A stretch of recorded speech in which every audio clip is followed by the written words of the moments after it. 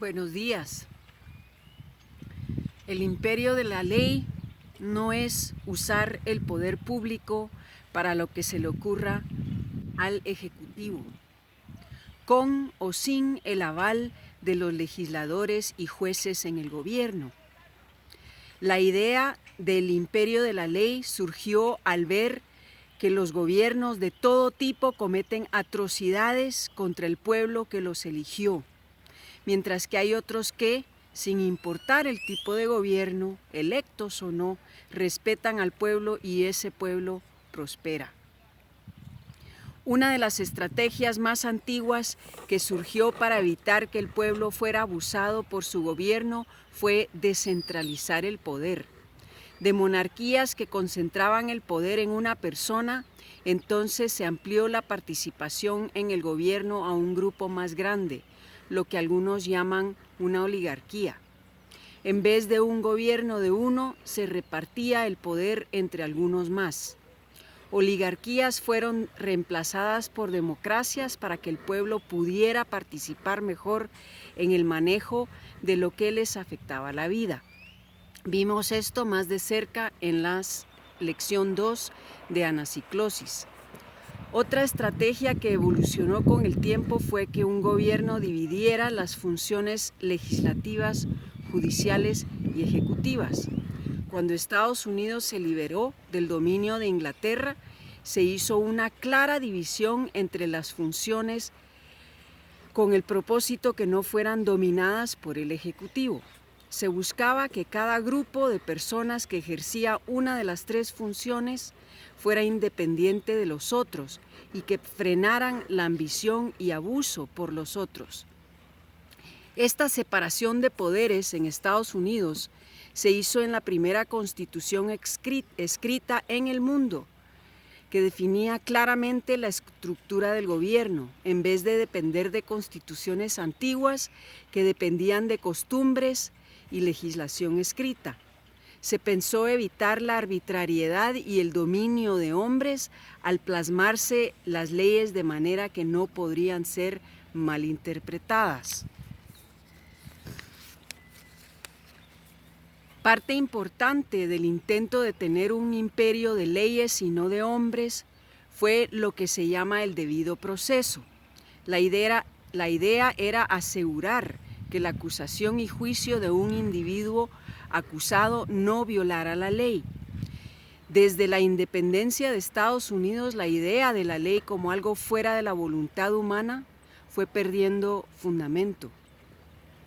Después de un movimiento intelectual denominado la Ilustración, se popularizó la idea entre intelectuales que la sociedad también era un campo sujeto al dominio de la razón humana. Se empezó a ver a la sociedad y a los individuos en ella como sujetos con los cuales se podía experimentar, sin su consentimiento, como que fueran plantas a podar en un jardín o arcilla que pudiera ser moldeada a imagen y semejanza de las visiones de los legisladores. Esta idea llevó a un sinfín de atrocidades en el siglo XX y no ha muerto aún. La sociedad y la ley sí son sujetos al dominio de la razón humana, igual que cualquier otra parte del universo, la biología, la física, etc. Es cierto, sin embargo, concluir de este hecho que la sociedad y la ley son sujetos a la voluntad de legisladores no es una conclusión válida. Los legisladores, los intelectuales, no tienen por eso derecho a experimentar sobre algún individuo y menos sobre una población sin el consentimiento de cada individuo en esa población. Uno hubiera pensado que después de las atrocidades científicas llevadas a cabo con judíos en campos de concentración nazis, lo tendríamos claro, pero parece no ser así. Igual que en cualquier campo científico, en el derecho no hay más que hipótesis que ciertas limitaciones u obligaciones impuestas por el gobierno son ley.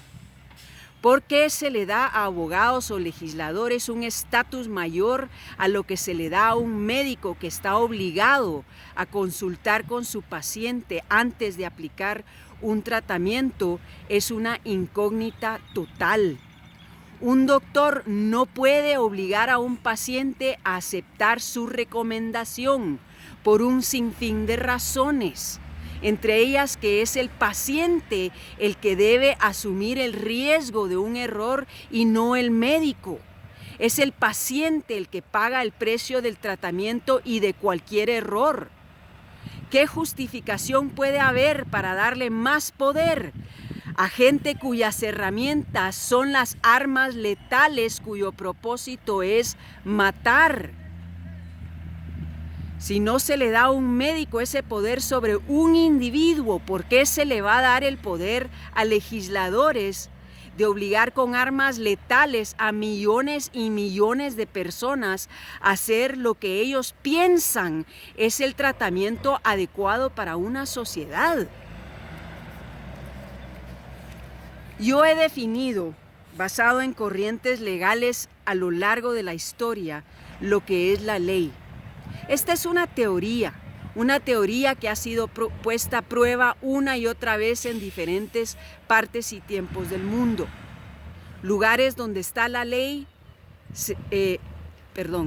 lugares donde esta ley se ha violado han tenido problemas. Donde se ha respetado, ha habido paz y prosperidad. El dominio de hombres o mujeres es caprichoso. Su meta es todo el poder posible para preservar su propia vida, su propiedad, sus derechos y su seguridad de protección de daño. Eso lo quiere todo ser humano. Y no debe privilegiarse solo a algunos con el poder de protegerlos, sino aplicar el principio a todos por igual. Se ha demostrado que no se puede confiar a ningún ser humano con más poder que hacer valer la ley. Todo ser humano necesita límites concretos, incluyendo o especialmente funcionarios con más poder en sus manos que el común de los mortales.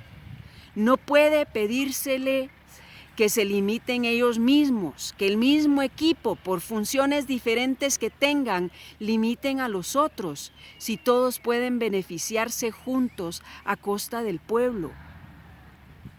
El imperio de la ley es un ideal que es necesario alcanzar, pero dejarlo completamente en manos de los empleados se ha demostrado una y otra vez que es un error con consecuencias genocidamente graves. El pueblo necesita ponerle límites a los gobernantes que no dependan de los mismos gobernantes. Pero eso para la próxima. Muchas gracias por su atención.